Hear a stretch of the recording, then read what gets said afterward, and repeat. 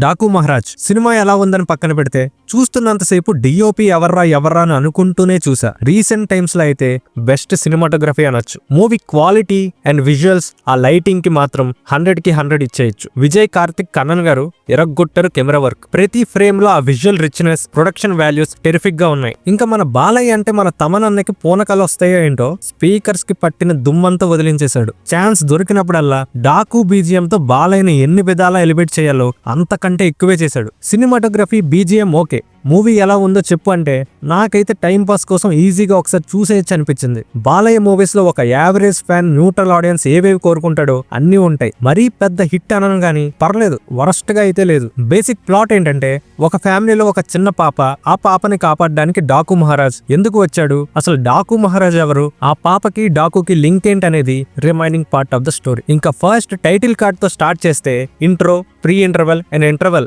Movie చాలా రేసీగా వెళ్ళిపోద్ది. నాకైతే ఎక్కడ బోర్ కొట్టలేదు. బాలయ్య కూడా చాలా ఫ్రెష్ లుక్ లో ప్రీవియస్ మూవీస్ కన్నా చాలా సెటిల్ గా పెర్ఫార్మ్ చేశాడు. అలానే ఆ చిన్న పాప పేరు తెలియదు కానీ ఎమోషనల్ సీన్స్ లో కూడా బాగా యాక్ట్ చేసింది. జనరల్ గా బాలయ్య మూవీస్ లో ఒక లౌడ్ యాక్టింగ్ ఉంటది, బట్ ఈ మూవీలో కొంచెం డిఫరెంట్ గా సటిల్డ్ ఎమోషన్స్ తో బానే చూపించారు. Urvashi character only దబిడి Dibidi song కోసమే పెట్టారు. ఓన్లీ ఫస్ట్ హాఫ్ లోనే ఉంటది, సెకండ్ హాఫ్ లో కనిపించదు. ఇంకా ఫస్ట్ హాఫ్ మొత్తం ఎలివేషన్ ఫైట్ ఇలా బాలయ్య కెరీర్ లో బెస్ట్ ఫస్ట్ హాఫ్ అనొచ్చు. ఆ రేంజ్ లో డైరెక్టర్, డిఓపి, మ్యూజిక్ డైరెక్టర్ ముగ్గురు ఒక రేంజ్ లో ఆడేసుకున్నారు. డైలాగ్స్ కూడా బాలయ్య రేంజ్ లో పవర్ఫుల్ గా ఉన్నాయి. కాస్టింగ్ కూడా పర్ఫెక్ట్ గా సెట్ అయింది. పెట్టిన టికెట్ కి ఫస్ట్ హాఫ్ కంప్లీట్ గా సాటిస్ఫై చేసింది నాకైతే. కానీ ఇక్కడే ఒక డౌట్ వచ్చింది. బాబీ మూవీస్ లో first half hit, second half ఫట్టు అన్నట్టు ఉంటాయి. ఇక్కడ కూడా అది ఎక్కడ రిపీట్ అవుద్దా అనే డౌట్ కూడా కొట్టింది. కానీ డాకు మహారాజ్ ఫ్లాష్ బ్యాక్ కదా, గట్టిగానే ఏదో కుక్ చేస్తాడు అనుకున్నా. బాబీ అయితే డిసప్పాయింట్ చేశాడు భయ్య. సెకండ్ హాఫ్ అనుకున్నంత రేంజ్ లో ఎక్కలేదు. స్టోరీ చాలా రొటీన్ అయిపోద్ది.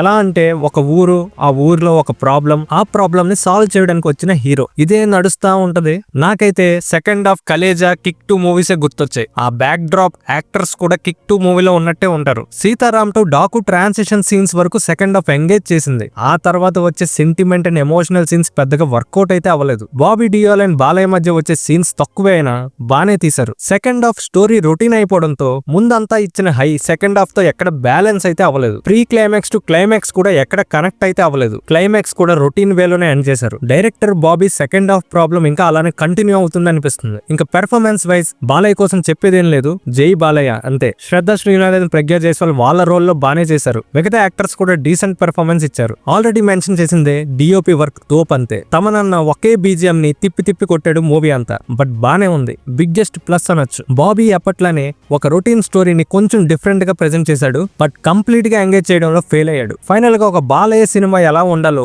అలానే ఉంటది డాకు. మాస్ ఆడియన్స్ కి నచ్చే ఛాన్సెస్ ఎక్కువ ఉన్నాయి. నా వరకు బెటర్ దెన్ గేమ్ చేంజర్ అనిపించింది. ఇంకా ఈ మూవీపై మీ ఒపీనియన్ ని కమెంట్ బాక్స్ లో కమెంట్ చేయండి. మా ఛానల్ కి మీరు ఫస్ట్ టైం విజిట్ చేసినట్టయితే please like, share and subscribe. Thank you.